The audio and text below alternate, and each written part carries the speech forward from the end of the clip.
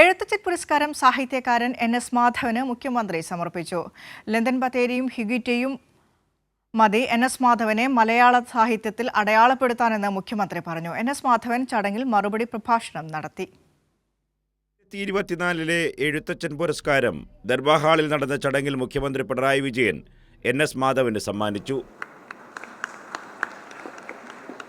കോളിളക്കമുണ്ടാക്കിയ സമകാലിക രാഷ്ട്രീയ സംഭവവികാസങ്ങളോട് ക്രിയാത്മകമായി പ്രതികരിക്കുന്ന മനസ്സിൻ്റെ ഉടമയാണ് എൻ.എസ്. മാധവൻ എന്നതിൻ്റെ ദൃഷ്ടാന്തമാണ് എല്ലാ അർത്ഥത്തിലും രാഷ്ട്രീയമുള്ള വൻമരങ്ങൾ വീഴുമ്പോൾ എന്ന കഥ.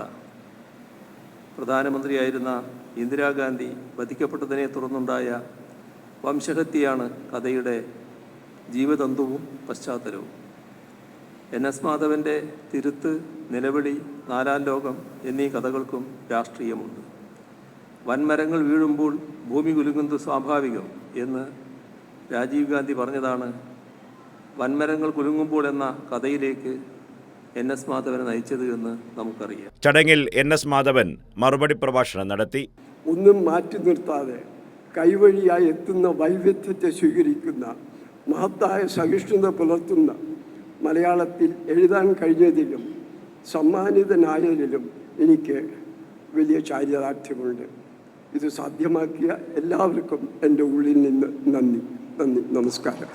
സാംസ്കാരിക മന്ത്രി സജി ചെറിയാൻ അധ്യക്ഷനായി. Chief secretary Sharada Muraleedharan, Antony Raju MLA, Sahitya Akademi secretary C.P. Abubakar, Divya S. Iyer എന്നിവർ പങ്കെടുത്തു. കൈരളി ന്യൂസ്, തിരുവനന്തപുരം.